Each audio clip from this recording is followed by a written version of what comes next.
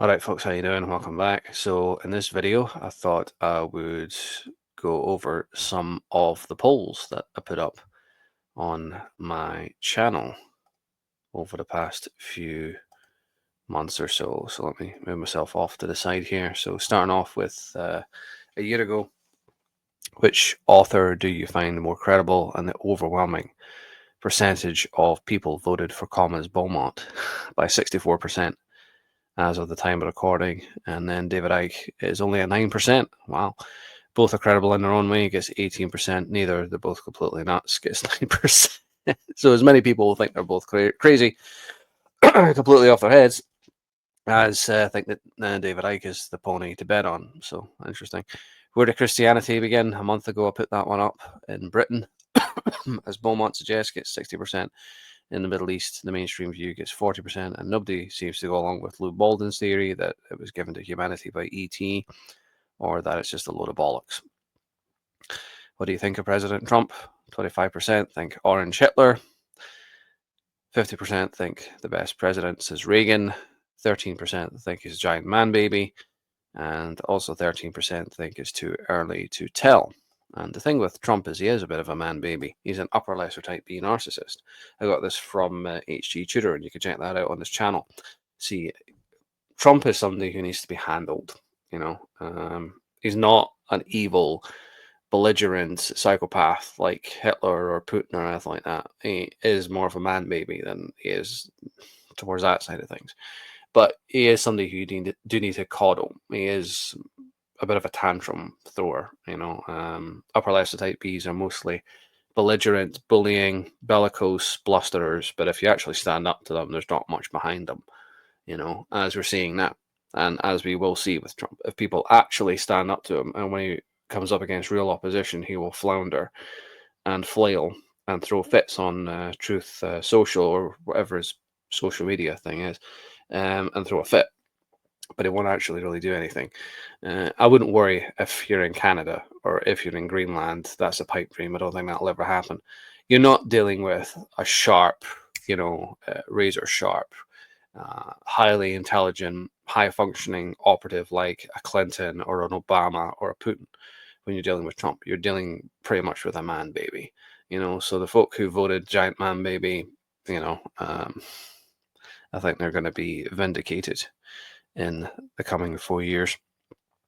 Which topic should I cover first with upcoming presentations? Scottish history, 67%. Wow, that's even gone up. The last time I looked, it was 60%. And then you got Atlantis and Lemuria and the origins of Christianity. And the irony there is the British and Irish myths that I'm most ready for, and it was Scottish history that I was most unprepared for when I put that up. So I spent the last 2 or 3 days trying to catch up on that to get the presentations ready for the Scottish history stuff, which I made the video on yesterday. But why is no one voting for British and Irish mythology? Because that's the one I'm most ready for. I've got the most presentations on that one, more than any of the other three, and that's the one where I'm the most ready to go. That's the one where I'm most ready to put things up, and yet nobody wants it. It's like, oh shit.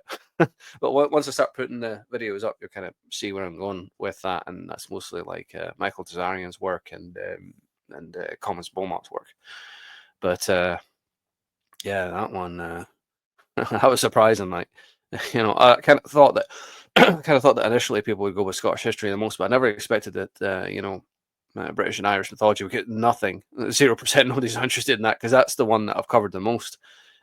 The presentation that I've been working on for the last 4 or 5 months, yet it got 0. It's a total stinker.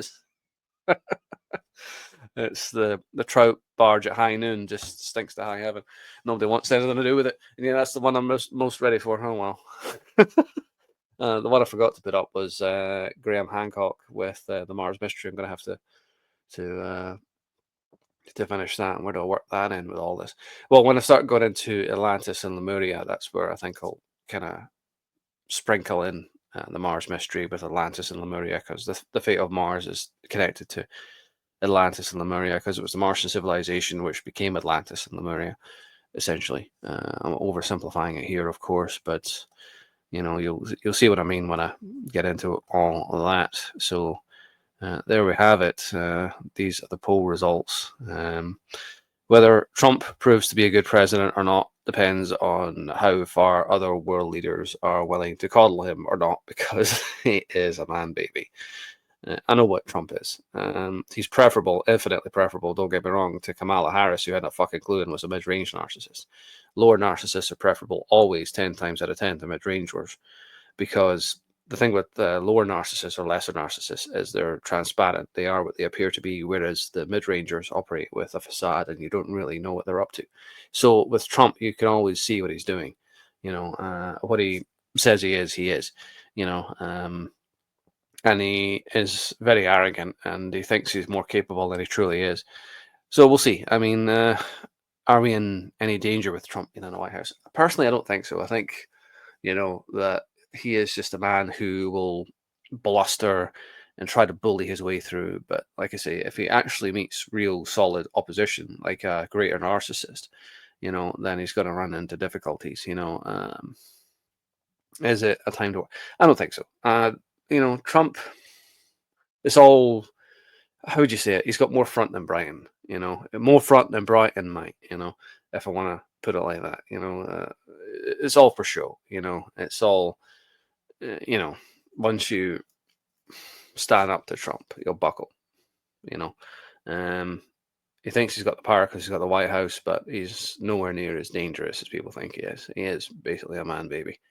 Sorry, I'm broken record now. I'm repeating myself, but will he prove to be the best president for Reagan? No, no, he won't. Nowhere near. But he was the right man for the choice at the time last year. He's the right man for the job at the moment. Don't get me wrong. He's infinitely preferable to Kamala Harris, but he's not. How can I put it? He's not what people think he is. People are going to start seeing through him pretty quickly, I think. But there we go. Anyway, thanks for watching, and see you the next time.